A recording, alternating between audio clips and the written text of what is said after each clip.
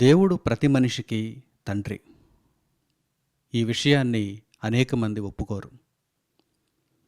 శరీర సంబంధమైన తండ్రి వేరు, ఆత్మ సంబంధమైన తండ్రి వేరు. ఈ విషయాలను గూర్చి పరిశుద్ధ గ్రంథంలో స్పష్టముగా తెలియచేయబడింది. మనుషులలో ఎవరికైతే ఈ సంగతులు అర్థమవుతాయో వారు మాత్రమే ఉన్నతమైనటువంటి లోకానికి ఆత్మగా చేరుకోగలరు. లేదంటే శరీర సంబంధమైనటువంటి ఈ బ్రతుకులోనే సుఖించి సంతోషించి ఆ తర్వాత ఆత్మగా వేదనలోనికి వెళ్ళిపోతారు. ఆత్మ పరమార్థాలు తెలియాలంటే, ఆత్మానుసారమైనటువంటి జీవితమును గూర్చి అర్థం కావాలంటే, ఆత్మలకు తండ్రి అయిన దేవుణ్ణి గూర్చి ప్రతి ఒక్కరూ తెలుసుకోవాలి. ఆయన మనకు అనుగ్రహించినటువంటి జ్ఞానమును నేర్చుకోవాలి. ఈరోజు ఈ సంగతులను ఈ పాఠ్యాంశంలో మనమంతా విని నేర్చుకుందాం. తండ్రి అయిన దేవుని కృపను బట్టి యేసుక్రీస్తు ప్రభువారి పేరిట మీ అందరికీ మనవారు అనే ఈ కార్యక్రమానికి స్వాగతమును తెలియజేస్తున్నాను.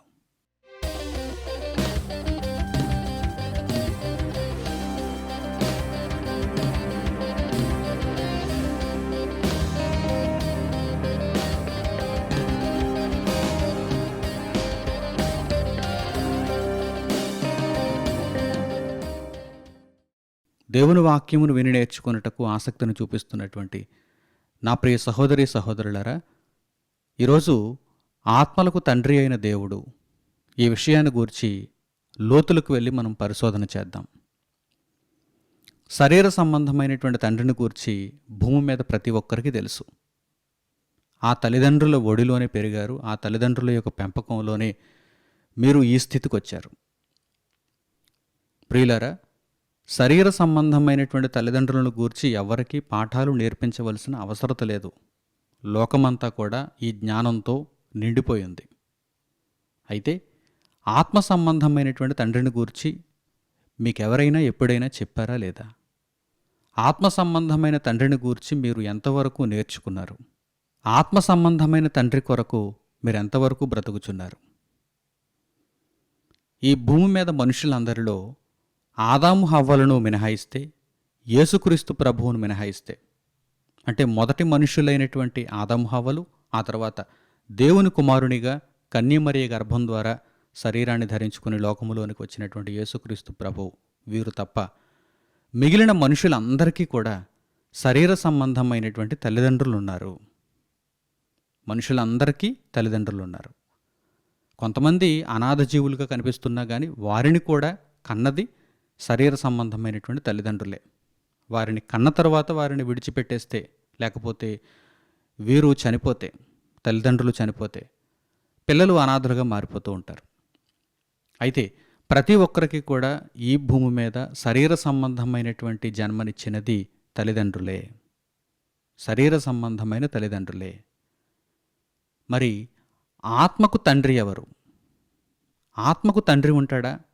శరీరాన్ని ఆత్మను కూడా శరీర సంబంధమైనటువంటి మన కంటికి కనిపిస్తున్నటువంటి తల్లిదండ్రులు మనకు ఇవ్వలేదా? వారు మనకు కేవలం శరీరాన్ని మాత్రమే ఇచ్చారా? వారు శరీరమును బట్టి తల్లిదండ్రులా? ఆత్మను బట్టి కారా? కారు. శరీరమును బట్టి తల్లిదండ్రులు వేరు, ఆత్మను బట్టి తండ్రి వేరు.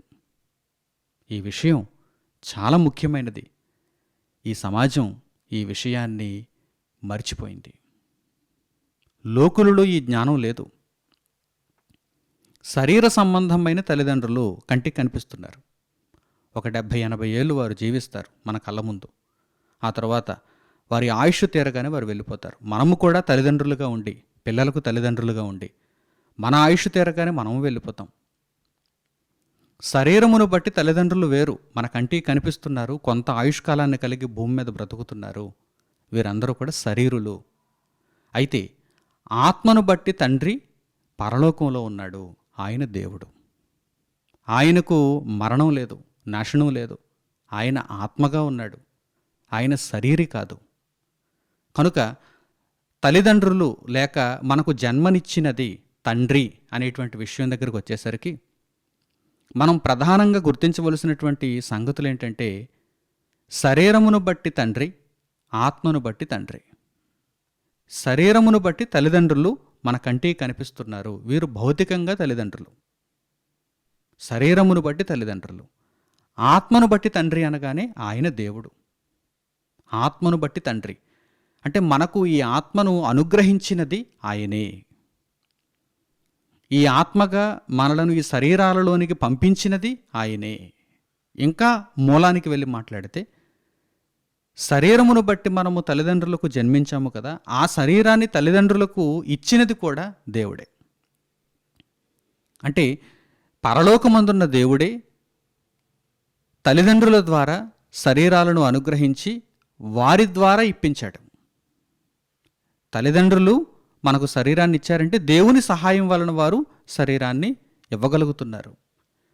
ఇక ఆత్మ విషయానికి వస్తే, ఆయన దేవుడు, ఆయన నుండి మనం వచ్చాం, ఆయన కనగా మనం వచ్చాం, ఆయన మనకు తండ్రి.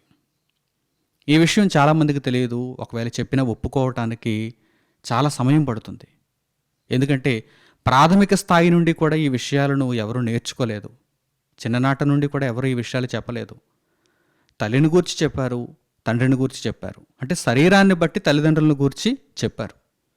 ఆత్మ సంబంధమైన తండ్రి దేవుడు అనేటువంటి విషయాన్ని బాల్యదశ నుండి చెప్పాలి, కానీ చెప్పలేదు. ఇప్పుడు చెబితే క్రొత్తగా ఉంటాయి, వినటానికి సందేహం కలుగుతుంది. అయినా సరే మీరు నేర్చుకోవటానికి ప్రయత్నం చేయాలి.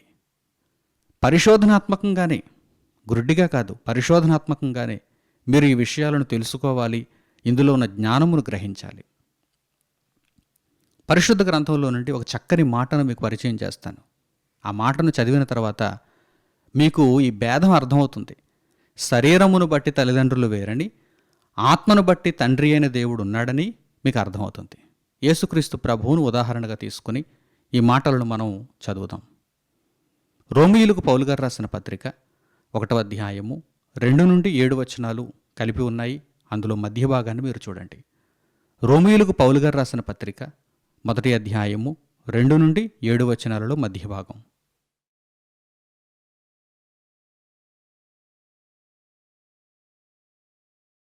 యేసుక్రీస్తు శరీరమును బట్టి దావీదు సంతానముగాను, మృతులలో నుండి పునరుత్థానుడైనందున పరిశుద్ధమైన ఆత్మను బట్టి దేవుని కుమారుడుగాను ప్రభావముతో నిరూపింపబడెను. యేసుక్రీస్తు ప్రభువును ఉదాహరణగా తీసుకుంటే, శరీరమును బట్టి ఆయన దావీదు సంతానము. అంటే ప్రతి మనిషి కూడా శరీరమును బట్టి తల్లిదండ్రులను గుర్తించాలి, ఆత్మను బట్టి తండ్రిని గుర్తించాలి అనేటువంటి విషయం యేసుక్రీస్తు ప్రభువును ఉదాహరణగా చూస్తే మనకు అర్థమవుతుంది. యేసుక్రీస్తు ప్రభువును గూర్చి ఇక్కడ మాట్లాడుతూ ఇక్కడ ఏమని రాయబడిందో చూడండి. ఆయన శరీరమును బట్టి దావీదు సంతానము, అంటే దావీదు వంశములో నుండి వచ్చినటువంటి మరియ యోసేపులకు ఆయన కుమారుడని ఎంచబడెను. అలాగని యోసేపు శరీరాన్ని ఇవ్వలేదు. యోసేపు మరియలు కేవలం ప్రదానం చేయబడ్డారంతే. వారిద్దరూ ఇంకా ఏకము కాలేదు, వారు వివాహము చేత ఐక్యపరచబడలేదు. అంతకు మునుపే కన్యకగా ఉన్నప్పుడు, మరియ కన్యకగా ఉన్నప్పుడు పరిశుద్ధాత్మ వలన శరీర నిర్మాణం మరియ గర్భంలో జరిగింది. ఆయన పరిశుద్ధమైన ఆత్మను బట్టి దేవునికి కుమారుడు అని అక్కడ మనకు కనిపిస్తుంది చూడండి. యేసుక్రీస్తు ప్రభువు శరీరమును బట్టి దావీదు సంతానము, ఆత్మను బట్టి దేవునికి సంతానము. ఆత్మను బట్టి దేవుని కుమారుడు, పరిశుద్ధమైన ఆత్మను బట్టి. ఈ మాటలను చాలా జాగ్రత్తగా మనం అర్థం చేసుకోవాలి. మనం అందరం కూడా శరీరమును బట్టి తల్లిదండ్రులకు పుట్టాం. మనం అందరం కూడా శరీరమును బట్టి తల్లిదండ్రులకు జన్మించాం. మీ తల్లిదండ్రులు ఎవరు అనగానే మీ తండ్రి పేరు, మీ తల్లి పేరు మీరు తెలియజేస్తారు. శరీర సంబంధమైనటువంటి తల్లిదండ్రులు వీరెవరు? శరీర సంబంధమైనటువంటి తల్లిదండ్రులు. శరీరమును బట్టి మీరు శరీరులకు పుట్టారు. శరీరమును బట్టి మీరు శరీరులకు పుట్టారు. శరీరమును బట్టి తల్లిదండ్రులు వేరు. అయితే ఆత్మగా మీరు ఎవరికి పుట్టారు? ఇప్పుడు సందేహం. ఆత్మగా నేను ఎవరికి పుట్టాను? నా ఆత్మను కన్నదెవరు? నా ఆత్మకు తండ్రి ఎవరు? మీరు చెప్పవలసిన సమాధానం దేవుడు. అయితే అందరూ సునాయాసంగా ఈ మాటను చెప్పలేరు. చెప్పటానికి వీలు పడదు. ఎందుకంటే పరలోకమందున్న తండ్రి అయిన దేవుడు మనలందరినీ ఆత్మలుగా భూమి మీదకి పంపించిన తరువాత ఆయన ఒక నిర్ణయం తీసుకున్నాడు. అదేంటంటే, మీరు పరిశుద్ధముగా ఈ ఆత్మలను మరలా నా లోకమునకు మీరు తీసుకుని వస్తేనే మిమ్మును స్వీకరిస్తాను, మిమ్మును కుమారులుగా స్వీకరిస్తాను. లేదంటే మీరు నాకు కుమారులే కాదు అని దేవుడు ఒక నిర్ణయం తీసుకున్నాడు. చాలా జాగ్రత్తగా ఈ మాటలను అర్థం చేసుకోవాలి. భూమి మీద శరీర సంబంధమైనటువంటి తల్లిదండ్రుల దగ్గరకు వచ్చి మనం ఈ విషయాన్ని ఆలోచిద్దాం. మొట్టమొదట ఈ విషయాన్ని శరీర సంబంధమైన తల్లిదండ్రుల దగ్గర ఆలోచన చేద్దాం. శరీర సంబంధమైన తల్లిదండ్రులకు మనం లోబడి ఉంటే ఆ తల్లిదండ్రులు మనలను కుమారులుగా కుమార్తెలుగా స్వీకరిస్తారు. వారు ఉన్నంతకాలం కూడా మనలను కుమారులుగా కుమార్తెలుగా స్వీకరిస్తారు. వారి మాట జవదాటితే, వారిని నొప్పిస్తే, వారి మాటలు కాదంటే వారు ఏమనుకుంటారు? వీరు నాకు కుమారులు కాదు, వీరు నాకు కుమార్తెలు కాదు అంటారు. చాలా సందర్భాలలో మీరు చూడండి, తల్లిదండ్రులు ఈ మాటలు అంటూ ఉంటారు. నాకు కుమారుడు లేడు, నాకు కుమార్తె లేదు. ఎందుకని? మా మాటలను వారు అతిక్రమించారు, మమ్మను వారు నొప్పించారు, కనుక ఇక మీదట మేము కుమారులు లేరనుకుంటున్నాం, కుమార్తెలు లేరనుకుంటున్నాం అంటారు. అలాగే ఈ విషయాన్ని ఇక్కడ మీరు ఆలోచన చేశారు కదా, పరలోకమందున్న తండ్రి దగ్గర కూడా ఈ విషయాన్ని ఇప్పుడు మీరు ఆలోచన చేయండి. దేవుడు ఆత్మలను భూమి మీదకు పంపించాడు. పంపించిన తర్వాత ఆయన ఏమంటున్నాడంటే, మీరు మరలా పరిశుద్ధముగా ఇక్కడికి వస్తే మిమ్మును నేను స్వీకరిస్తాను. క్రీస్తు యేసులో మీరు పరిశుద్ధముగా రావాలి. మీరు పాపము చేసి పాపాత్ములుగానే ఉండి పాపముతో ఇక్కడికి వస్తే నేను మిమ్మల్ని స్వీకరించలేను. ఎందుకంటే పరలోకంలో పాపమునకు ప్రవేశం లేదు. ఆత్మలుగా మీరు నాకు కుమారులు కావాలి అంటే మృతులలో నుండి మీరు పునరుత్థానులై పరిశుద్ధముగా యేసుక్రీస్తు ప్రభు ద్వారా మీరు పరలోకానికి రావాలి. అప్పుడే మీరు నాకు కుమారులను దేవుడు అంటున్నాడు. ఇప్పుడు దేవునికి మనము కుమారులుగా బ్రతకాలి అంటే ఏం చేయాలి? యేసుక్రీస్తు ప్రభువులో పాపములను మనము ఒప్పుకొని ఆ పాపక్షమాపణను ఆయన ద్వారా పొంది ప్రభువులో రక్షణ నొందిన వారమై ప్రభువు కొరకు జీవిస్తూ పరిశుద్ధముగా మృతులలో నుండి లేచిన వారమై దేవుని యొద్దకు మనం వెళ్ళాలి. అప్పుడు ఈ ఆత్మబంధం చివరి వరకు కొనసాగింపబడి దేవుడు మనలను కుమారులనుగా స్వీకరిస్తాడు. ఇప్పుడు ఈ మాటను మీరు జాగ్రత్తగా అర్థం చేసుకోండి. చదువుబడిన మాటను ఇప్పుడు జాగ్రత్తగా మీరు అర్థం చేసుకోండి. యేసుక్రీస్తు ప్రభువు శరీరమును బట్టి దావీదు సంతానముగా, అలాగే పరిశుద్ధమైన ఆత్మను బట్టి దేవుని కుమారుడుగా నిరూపింపబడాలంటే ఆయన మృతులలో నుండి పునరుత్థానుడవ్వాలి. అక్కడ ఎంత స్పష్టంగా వ్రాయబడిందో చూడండి. మృతులలో నుండి పునరుత్థానుడైనందు చేత పరిశుద్ధమైన ఆత్మను బట్టి, అంటే యేసుక్రీస్తు ప్రభు యొక్క ఆత్మలో ఏమాత్రమైన మలినము కానీ కలంకము కానీ పాపము కానీ కనిపిస్తే దేవునికి కుమారుడు ఎలా అవుతాడు? ఎందుకంటే దేవుడు ఒక నియమం పెట్టాడు. ఆ నియమమును ఈయన పాటించాడు. పాపము లేనివాడుగా జీవించాడు. మనుషులకు అది అసాధ్యం అయిపోయింది. కనుక ప్రభు ఏమంటున్నాడంటే, నేను మీ పాపములను క్షమిస్తాను, నేను సిలువలో కార్చిన రక్తము ద్వారా మీ పాపములను కడిగివేస్తాను, మీరు నా శరీరమును తిని నా రక్తమును త్రాగి మీరు నా కొరకు జీవిస్తూ నా వలే జీవిస్తూ తండ్రికి కుమారులవ్వండి అని ప్రభువు తెలియజేస్తున్నారు. ఈ అద్భుతమైనటువంటి రహస్యం మనుషులలో ఎందరికి అర్థమైంది? శరీర సంబంధమైన తల్లిదండ్రులు ఇక్కడే ఆగిపోయింది. ఈ మానవ లోకం ఇక్కడే ఆగిపోయింది. మాతృదేవోభవ, పితృదేవోభవ. తల్లిదండ్రులను పూజిస్తూ, తల్లిదండ్రుల సేవలో తల్లిదండ్రులను ఘనపరుస్తూ శరీరమును బట్టి మాత్రమే ఎక్కడ వరకే ఆగిపోయారు ఈ లోకపు జనులు. కానీ ఆత్మను బట్టి తండ్రిని పట్టించుకున్నారా లేదా? ఆత్మను బట్టి తండ్రి అయిన వానికి మీరు లోబడుతున్నారా లేదా? ఆత్మను బట్టి తండ్రి అయిన వాడు చెప్పిన మాటలు మీకు తెలుసా? ఈ ఆత్మబంధం కొనసాగాలంటే ఆయన పలికినటువంటి జ్ఞానపు సంగతులు మీకు తెలుసా? ఆత్మను బట్టి, ఆత్మ విషయంలో మనము దేవునికి కుమారులము కావాలి అంటే యేసుక్రీస్తు ప్రభువు ద్వారా మన యొక్క జీవితాలు ఆయనకు పరిశుద్ధమైనవిగా కనిపించాలి. అప్పుడు మాత్రమే ఆయన మనలను కుమారులుగా స్వీకరిస్తాడు. లేని పక్షంలో మనము ఆయనకు కుమారులు కానేరము. యేసుక్రీస్తు ప్రభువు సిలువలో మరణిస్తున్నప్పుడు ఆయన చుట్టూ ఉన్న వారందరూ కూడా ఆయన దేవుని కుమారుడు అని ఒప్పుకుంటున్నారు. ఆయన దావీదు సంతానము, శరీరమును బట్టి ఆయన దావీదు సంతానం అని అక్కడ ఆ విషయాన్ని ఒప్పుకోవటం లేదు. మరి ఏ విషయాన్ని ఒప్పుకుంటున్నారు? ఈయన నిజముగా దేవుని కుమారుడు. దేనిని బట్టి అలా ఒప్పుకోగలుగుతున్నారు? అక్కడ చుట్టూ వారు చూస్తున్నటువంటి ఆ సందర్భాలను బట్టి.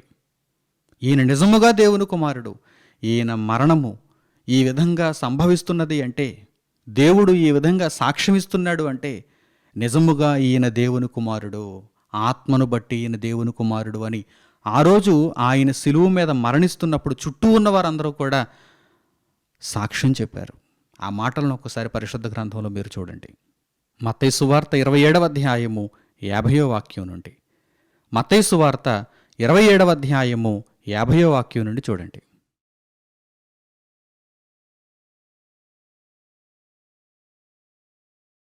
యేసు మరలా బిగ్గరగా కేకవేసి ప్రాణము విడిచెను.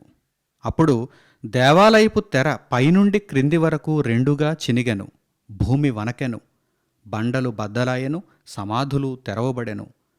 నిద్రించిన అనేక మంది పరిశుద్ధుల శరీరములు లేచెను. వారు సమాధులలో నుండి బయటికి వచ్చి ఆయన లేచిన తరువాత పరిశుద్ధ పట్టణములో ప్రవేశించి అనేకులకు అగపడిరి. శతాధిపతియు అతనితో కూడా యేసునకు కావలియున్నవారును భూకంపమును జరిగిన కార్యములన్నిటినీ చూచి మిక్కిలి భయపడి నిజముగా ఈయన దేవుని కుమారుడని చెప్పుకొనిరి. యేసు శిలువ మీద మానవులందరి కొరకు మరణిస్తున్నప్పుడు జరుగుతున్నటువంటి ఆ సందర్భాలను చూస్తున్నటువంటి శతాధిపతి మరియు కావలి కాస్తున్నవారు వీరందరూ కూడా ఏమంటున్నారు చూడండి. వారి నోటి మాటలు చూడండి, వారిచ్చే సాక్ష్యాన్ని చూడండి. ఈయన నిజముగా దేవుని కుమారుడు. పైకి చెప్పుకోవడం కాదు, నేను ఆత్మను బట్టి దేవుని కుమారుణ్ణి అని పైకి చెప్పుకోవడం కాదు, వేషధారణతో పలకడం కాదు. ఈయన నిజంగా తన బ్రతుకులో దేవుడు తన తండ్రి అని నిరూపించాడు. తన ఆత్మను పరిశుద్ధముగా ఉంచుకొని దేవుడే నా తండ్రి అని నిరూపించాడు. అందువలన అక్కడ ఉన్నటువంటి శతాధిపతి మరియు కావలిగాస్తున్నవారు వారేమని ఒప్పుకుంటున్నారో చూడండి. ఈయన నిజముగా దేవుని కుమారుడు. ఆయన శరీరమును బట్టి దావీదు సంతానం అందరికీ తెలుసు, అందరూ ఒప్పుకున్నారు. కానీ ఆయన దేవుని కుమారుడు అని ప్రజలందరూ ఆయన్ను గూర్చి ఒప్పుకోవాలంటే ఆ విధంగా ఆయన బ్రతికాడు. దేవుడు ఆయనను తన కుమారుడుగా స్వీకరించాలంటే ఆ విధముగా ఆయన బ్రతికాడు. శరీరధారి అయ్యున్న దినములలో మహారోదనతోనూ కన్నీళ్లతోనూ తన్ను మరణము నుండి రక్షింపగలవానికి ప్రార్థనలు యాచనలు సమర్పించి భయభక్తులు కలిగిన వాడైనందున ఆయన కుమారుడుగా అంగీకరింపబడెను. దేవుడు ఒక ఆత్మను తన కుమారునిగా అంగీకరించాలంటే ఇంత జరగాలి. ఆత్మ పరిశుద్ధమైనదిగా దేవుని యొద్దకు చేరాలి. పాప పంకిలమైన జీవితంలో మునిగిపోయి దేవునికి చాలా దూరముగా ఎడబాటుతో ఈరోజు నరకమునకు చేరువైపోతున్నటువంటి ఆత్మలు ఎన్నెన్నో ఉన్నాయి. శరీరమును బట్టి తల్లిదండ్రులను మీరు గుర్తించారు, ఆత్మను బట్టి కన్నతండ్రి అయిన దేవుణ్ణి గుర్తించలేకున్నారు, ఆయన దగ్గరకు వెళ్ళలేకున్నారు. ఆయన మిమ్మును స్వీకరించాలంటే పాప పంకిలమైన జీవితంతో ఆయన మిమ్మును స్వీకరించడు. పాపముతో కూడిన ఆత్మను ఆయన స్వీకరించడు. ఆయనకు మీరు కుమారులు కావాలి అంటే మీరు క్రీస్తు ద్వారా పరిశుద్ధమైనటువంటి ఆత్మలను ఆయన చేతికి అప్పగించాలి.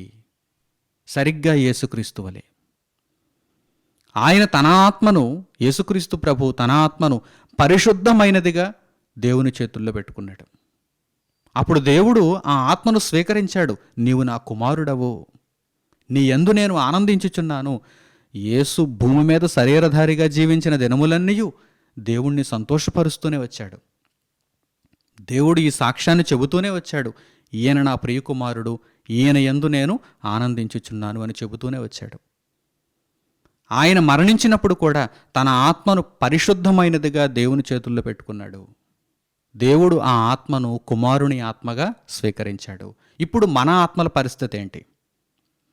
యేసుక్రీస్తు ప్రభు శరీరధారిగా లోకములోనికి వచ్చాడు. శరీరమును బట్టి దావీదు సంతానముగా ఆయన ఎంచబడ్డాడు. ఆత్మను బట్టి దేవునికి కుమారుడుగా అంగీకరింపబడ్డాడు. దేవుని యొద్దకు వెళ్ళిపోయాడు. దేవుని కుడిపార్శ్వమున ఆయన ఆసీనుడై ఉన్నాడు ప్రస్తుతమున. మరిప్పుడు మన పరిస్థితి ఏంటి? మనము శరీరమును బట్టి భూమి మీద తల్లిదండ్రులకు జన్మించిన వారము. మరి ఆత్మను బట్టి దేవుని చేత అంగీకరింపబడే స్థితిలో ఉన్నామా? మనం చెప్పుకుంటే సరిపోతుందా? దేవుడు నా తండ్రి అని చెప్పుకుని వెళ్ళిపోతే సరిపోతుందా? పాపపు జీవితంలోనే ఉండి దేవుడు నా తండ్రి అని చెప్పుకున్నంత మాత్రాన దేవుడు మనలను తన కుమారునిగా స్వీకరిస్తాడా? ఆలోచించండి. మరేం చేయాలి?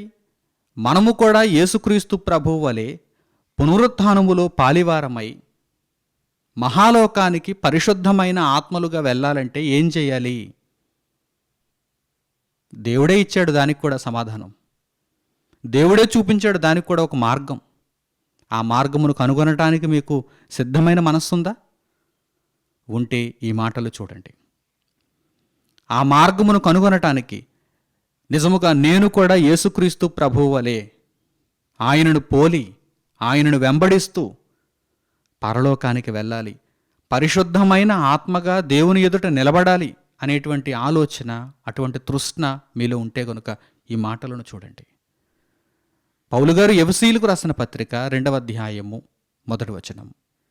పౌలు గారు ఎఫెసీయులకు రాసిన పత్రిక 2వ అధ్యాయము 1వ వాక్యాన్ని చూడండి.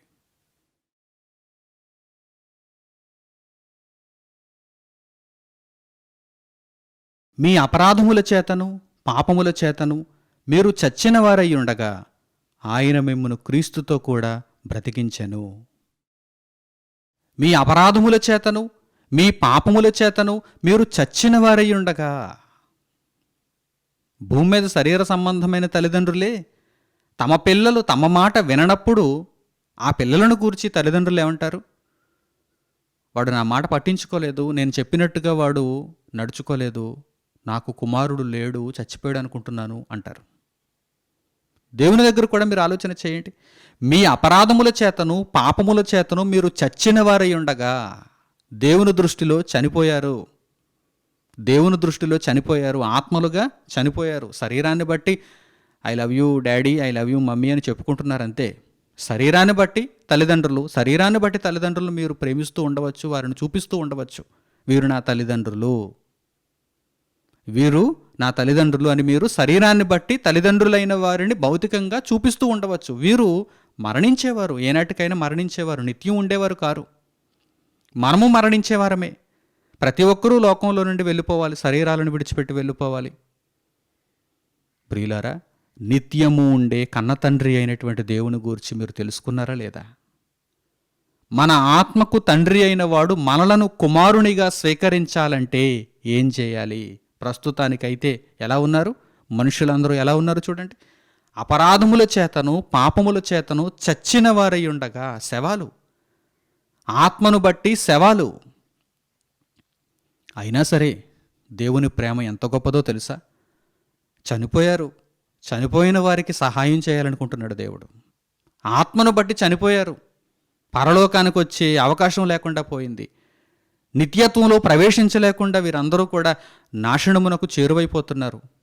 కన్న తండ్రి మన ఎడల ఎంతో ప్రేమను చూపిస్తున్నాడు. ప్రేగుబంధం అంటుంటారు. ప్రేగుబంధం అంతకంటే గొప్పది ఆత్మబంధం.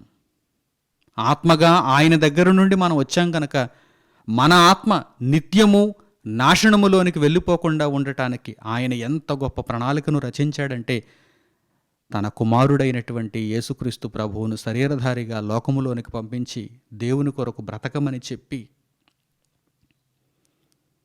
సర్వమానవాళి కొరకు ప్రాణం పెట్టమని చెప్పి, ఆ విధముగా ఆయన జరిగించుట చేత యేసుక్రీస్తు ప్రభువు ద్వారా ఒక మార్గాన్ని ఏర్పరిచాడు.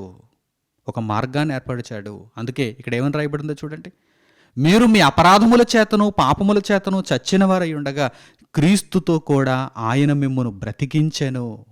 చచ్చిన శవాలను బ్రతికించుకుంటూ ఆ బ్రతికిన వారు కలకాలము ఆయన కొరకు జీవించాలనే ఆశతో పరలోకమందున్న తండ్రి యేసుక్రీస్తు ప్రభువును భూమి మీదకి పంపించాడు.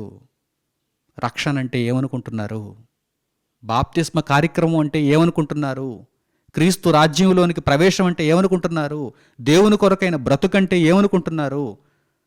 పునరుత్థానములో పాలివారం అవ్వటం అంటే ఏమనుకుంటున్నారు? చనిపోయినటువంటి మనము తిరిగి బ్రతకడమే. చనిపోయినటువంటి మనము తిరిగి బ్రతకడమే. ఒకడు మరలా జన్మించకపోతే దేవుని రాజ్యంలో ప్రవేశించలేడు. అపరాధముల చేతను పాపముల చేతను చచ్చిన వారై ఉండగా మీరు మరలా జన్మించాలి. ఎలా జన్మించాలి? మరలా తల్లి గర్భంలోనికి వెళ్ళి కాదు. యేసుక్రీస్తు ప్రభువు నీకోదేముతో అదే తెలియజేస్తున్నారు. మరలా తల్లి గర్భంలోనికి వెళ్ళి కాదు, శరీర సంబంధమైనటువంటి ఈ తల్లిదండ్రుల గర్భంలోనికి మరలా వెళ్ళి మీరు జన్మించటానికి వీలు లేదు. మరి మీరు తిరిగి జన్మించాలంటే, మీరు పరలోకమందున్న తండ్రికి కుమారులు అవ్వాలంటే యేసుక్రీస్తు ప్రభు అనే మార్గంలో అది సాధ్యమవుతుంది. ఆత్మను బట్టి శరీరమును బట్టి కాదు. శరీరమును బట్టి మీరు ఒకసారి జన్మించారు, మీరు చనిపోతారు. శరీరమును బట్టి తల్లిదండ్రులు ఉన్నారు, వారు చనిపోతారు. కానీ ఆత్మను బట్టి మీ కన్నతండ్రి అయిన దేవుని యొద్దకు మీరు చేరుకోవాలంటే గనుక, ఆయన మిమ్మును కుమారులారా అని స్వీకరించాలంటే గనుక యేసుక్రీస్తు ప్రభు ద్వారా మాత్రమే సాధ్యం. కనుక మీరు మీ అపరాధముల చేతను పాపముల చేతను చచ్చిన వారై ఉండగా ఆయన ఆత్మ ప్రేమ చేత మిమ్మల్ని క్రీస్తుతో కూడా బ్రతికించాను. అంటే బ్రతకడానికి ఒక అవకాశాన్ని ఇచ్చాడని అర్థం. ఇప్పుడు నిర్ణయం తీసుకోవాల్సింది మనమే. దేవుడు మనలను బ్రతికింప చేయటానికి క్రీస్తు అనేటువంటి ఒక అవకాశాన్ని, ఒక మార్గాన్ని అనుగ్రహించాడు. ఇప్పుడు నిర్ణయం తీసుకోవాల్సింది మనమే. పాపపు జీవితంలో ఉండిపోయి శాశ్వతంగా ఆత్మ తండ్రిని దూరం చేసుకోవాలో, పరిశుద్ధమైన జీవితంలోనికి యేసుక్రీస్తు ప్రభువు ద్వారా అడుగుపెట్టి ఆత్మదేవునికి కన్నతండ్రికి దగ్గరైపోవాలో నిర్ణయం తీసుకోవాల్సింది మనమే. ఈ దేవుని మాటలు మీలో ప్రతిఫలిస్తే మంచి నిర్ణయం తీసుకుంటారు. యేసుక్రీస్తు ప్రభువులో మరలా తిరిగి జన్మిస్తారు. పాపపు జీవితాలను విడిచిపెడతారు. ఇక మీదట ప్రభువు కొరకు జీవిస్తారు. కన్న తండ్రి అయిన దేవునికి చేరువైపోతారు. ఆత్మ దేవుని దగ్గరకు వెళ్ళిపోతారు. లేదా దేవుని బోధ వినే మనస్సు మీకు లేదా? అయితే మీరందరూ కూడా ఆత్మను బట్టి దేవునికి కుమారులు కానేరరు, అపవాదికి పిల్లలుగా మిగిలిపోతారు. ఈ మాటలను పరిశుద్ధ గ్రంథంలో మీరు చూడండి. ఒకనాడు యేసుక్రీస్తు ప్రభు శరీరధారిగా ఈ భూమి మీద ఉన్నప్పుడు యూదులతో ఆయన మాట్లాడుతూ, ఆ యూదులు అడుగుతున్న ప్రశ్నలకు సమాధానాలను తెలియజేస్తూ, ఆ యూదులు పొరపాటు పడుతున్నప్పుడు మేము అబ్రహాము సంతానం, మేము శరీరమును బట్టి అబ్రహాము సంతానం, మేము దేవునికి పిల్లలం అని వారు పొరపాటు పడుతున్నప్పుడు యేసు ప్రభు వారితో తెలియజేస్తున్నారు, మీరు దేవుని బోధ విననేరక, మీరు దేవుడు చెప్పినట్టుగా పాటించక, పాపపు జీవితాలలోనే ఉంటూ పైకి మాత్రం దేవుని పిల్లలమని చెప్పుకుంటున్నారే, మీరు అపవాది పిల్లలు అని యేసుక్రీస్తు ప్రభు ఆనాడు తెలియజేశారు. ఈ మాటలను చూస్తే మీరు ఎలా బ్రతకాలో మీకు అర్థమవుతుంది. దేవుని బోధ వినే విషయంలో మీరెంత జాగ్రత్త కలిగి ఉండాలో మీకు అర్థమవుతుంది. దేవుని బోధ వినకుండా పైకి మాత్రం మేము దేవునికి పిల్లలమని చెప్పుకుంటే సరిపోతుందా? అలా చెప్పుకుంటే ఆనాడు యూదులకు నేడు మీకు ఎటువంటి తారతమ్యం లేదు, ఇద్దరు సమానమే. మీరు అపవాదికి పిల్లలుగానే బ్రతుకుతున్నారు, పైకి మాత్రం పేరుకు దేవుని పిల్లలమని చెప్పుకుంటున్నారని అర్థం. నిజముగా మీరు దేవునికి పిల్లలు ఎప్పుడవుతారు? దేవుని బోధ మీరు విన్నప్పుడు, ఆ బోధ ప్రకారం మీరు నడుచుకున్నప్పుడు మాత్రమే. ఈ మాటలు చూడండి. యోహాను సువార్త 8వ అధ్యాయము 43వ వాక్యం నుండి. యోహాను సువార్త 8వ అధ్యాయము 43వ వాక్యం నుండి చూడండి. మీరేల నా మాటలు గ్రహింపకున్నారు? మీరు నా బోధ విననేరకయుండుట వలననే గదా మీరు మీ తండ్రియగు అపవాది సంబంధులు. మీ తండ్రి దురాశలు నెరవేర్చగోరుచున్నారు. ఆది నుండి వాడు నరహంతకుడయ్యుండి సత్యమందు నిలిచినవాడు కాడు, వాని యందు సత్యమే లేదు. వాడు అబద్ధమాడునప్పుడు తన స్వభావము అనుసరించియే మాటలాడును. వాడు అబద్ధికుడును అబద్ధమునకు జనకుడునయ్యున్నాడు. నేను సత్యమునే చెప్పుచున్నాను గనుక మీరు నన్ను నమ్మరు. దేవుని కుమారుడైన యేసుక్రీస్తు ప్రభువు చెప్పిన బోధ వారు వినటం లేదు. ఆ బోధ యందు వారు లక్ష్యం ఉంచటం లేదు. వారి బ్రతుకులను పరిశుద్ధతలోనికి వారు తెచ్చుకోవటం లేదు. క్రీస్తు ప్రభువు ద్వారా మీరందరూ పరిశుద్ధులవ్వాలని దేవుడు తెలియజేస్తే ఆ బోధను వారు పెడచెవిన పెడుతున్నారు, నిరాకరిస్తున్నారు. అప్పుడు ప్రభు వారిని గురించి ఏమని తెలియజేస్తున్నారు చూడండి. మీ తండ్రి దేవుడా, మీ తండ్రి అపవాదియా? మీ తండ్రి అపవాది. ఎందుకంటే ఆత్మను బట్టి మీరు దేవునికి దూరం అయిపోయారు. దేవుడు మిమ్మును చచ్చిన వారుగా చూస్తున్నాడు. మీకు దేవుని బోధను అందించి మీ కొరకు ప్రాణం పెట్టి మిమ్మల్ని అందరినీ దేవుని మార్గంలోనికి ఆహ్వానించుచున్నటువంటి క్రీస్తును నిరాకరిస్తున్నారు. క్రీస్తు కొరకైన బ్రతుకు మీలో లేదు. మరి అలాంటప్పుడు మీ తండ్రి అపవాద, మీ తండ్రి దేవుడా? అపవాదే కదా. వాడు అబద్ధికుడు, వాడు నరహంతకుడు. వాడిని నమ్ముతున్నారా? వాడి మాయలో పడిపోయారా? వాడు శరీర సంబంధమైన తల్లిదండ్రులను చూపించి లోకమందు భక్తి అంటే ఏదో నీకు అవసరతలు ఉన్నప్పుడు దేవుణ్ణి కోరుకుంటే దేవుడు నీకు అనుగ్రహించేస్తే అదే భక్తి అని అక్కడతో సరిపెడుతున్నాడు. నిజముగా దేవుణ్ణి తెలుసుకోలేకుండా చేస్తున్నాడు వాడు. మనోనేత్రములను మూసేస్తున్నాడు వాడు. వాడు అబద్ధికుడు, వాడు నరహంతకుడు. ఆది నుండి కూడా అనేక మంది మనుష్యులను ఈ విధంగానే మోసం చేస్తున్నాడు. కన్న తండ్రి అయిన దేవునికి దూరం చేస్తున్నాడు. మీరు మీ తండ్రియగు అపవాది సంబంధులు అని నిర్మోహమాటంగా నిస్సందేహముగా యేసుక్రీస్తు ప్రభు ఆనాడు యూదులను గూర్చి తెలియజేశారు. మీరు నా బోధ వింటే, సత్యమందు నిలిచిన ఈ బోధను మీరు వింటే, మీరు కూడా సత్యమందు నిలిచిన వారై మీ ఆత్మలను పరిశుద్ధపరచుకొనుటకు యేసుక్రీస్తు ప్రభువు ద్వారా రక్షణలో ప్రవేశించిన వారై పరలోకము కొరకు ఎదురు చూస్తారు. అంటే కన్న తండ్రి అయిన దేవుని కొరకు మీరు ఎదురు చూస్తారు. ఆ దేవుని చెంతకు వెళ్ళిపోవాలనే ఆలోచనతో మీరుంటారు. ఆత్మదేవుని చెంతకు వెళ్ళాలనేటువంటి కోరికతో మీరు బ్రతుకుతారు. అలా కాకుండా శరీర సంబంధమైన ఆశలతోనే మీరు ఇంకా బ్రతుకుతున్నారంటే, శరీరాన్ని సుఖపరుచుకొనుటకు పాపపు జీవితమును ఇంకా మీరు ప్రేమిస్తున్నారు అంటే కారణమేమిటి? మీరు మీ తండ్రియగు అపవాది సంబంధులు. కనుక నా ప్రియులైన సహోదరి సహోదరులారా, ఈ భూమి మీద ఈ మాటలు వింటున్నంత వరకే మీకు ఏ నిర్ణయమైనా తీసుకునేటువంటి అవకాశం. ఈ మాటలు వినే అవకాశమే మీకు లేకపోతే మీరు నిర్ణయాలు తీసుకోవడానికి ఎటువంటి అవకాశం ఉంటుంది చెప్పండి. కనుక ఇప్పుడే మీరు ఆలోచించండి, సత్యాన్ని పరిశీలించండి, పరిశోధనాత్మకంగా గ్రహించండి. యేసుక్రీస్తు ప్రభువులో దేవుడు మనకు అనుగ్రహించిన ఈ రక్షణ ఎంత విలువైనదో, ఎంత గొప్పదో మీరు తెలుసుకున్నవారైతే ఆత్మ తండ్రి అయిన దేవుని యొద్దకు వెళ్ళాలనేటువంటి ఆలోచన మీలో పుడుతుంది. దానికి తగ్గట్టుగా మీరు బ్రతుకుతారు. మీరంతా మంచి నిర్ణయాలను మాత్రమే తీసుకోవాలని ఆకాంక్షిస్తూ ఈ దేవుని సందేశమును ఇంతటితో నేను ముగిస్తున్నాను. తండ్రి అయిన దేవునికి ప్రార్థనలో ఏకీభవించండి. మహోన్నతుడును మహాపరిశుద్ధుడునైన మా కన్న తండ్రి, ఈ సమయమందు మీరు మాకు దయచేసిన అద్భుతమైనటువంటి ఈ జ్ఞానపు సందేశము కొరకు మా హృదయపూర్వకమైన కృతజ్ఞతాస్తుతులు మీకు చెల్లిస్తున్నాము. తండ్రి, శరీరమును బట్టి మాకు తల్లిదండ్రులున్నను, ఆత్మను బట్టి మీరు తండ్రి అని మేము ఈ పాఠము ద్వారా బాగుగా గుర్తించాము. నాయన, ఆ బంధమును నిలబెట్టుకోవాలంటే, కాపాడుకోవాలంటే, నిత్యము మీ చెంత నివసించాలంటే మా ఆత్మను యేసుక్రీస్తు ప్రభు ద్వారా పరిశుద్ధముగా మీ చేతులలో అప్పగించుకోవాలి.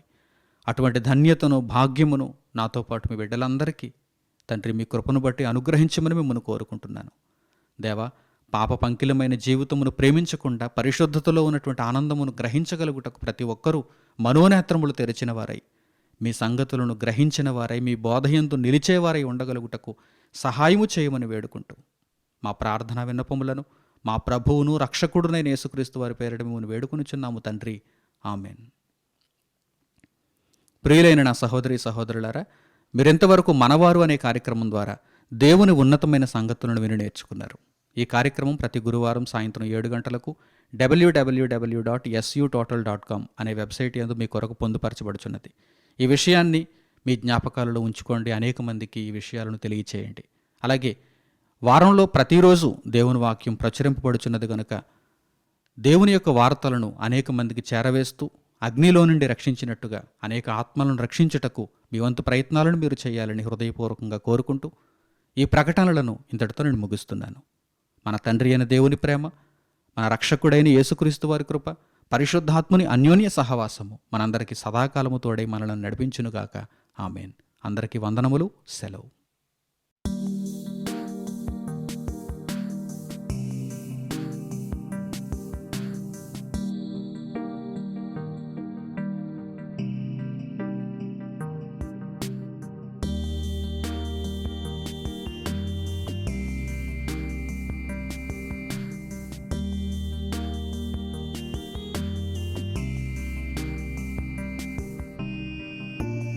సహోదరులు మణికుమార్ గారు ప్రసంగించిన ఎన్నో ఆత్మ సంబంధమైన సంగతులను ఉచితముగా వీక్షించుటకు మా యూట్యూబ్ ఛానల్స్ ను తప్పక దర్శించండి. మా సమాచారమును ఎప్పటికప్పుడు తెలుసుకొని ఆత్మీయాభివృద్ధి నొందవలనంటే మా యూట్యూబ్ ఛానల్స్ ను సబ్స్క్రైబ్ చేసుకోండి. సత్వర నోటిఫికేషన్ల కొరకు సబ్స్క్రైబ్ బటన్ ప్రక్కనే ఉన్న బెల్ సింబల్ ను క్లిక్ చేయండి. ధన్యవాదములు.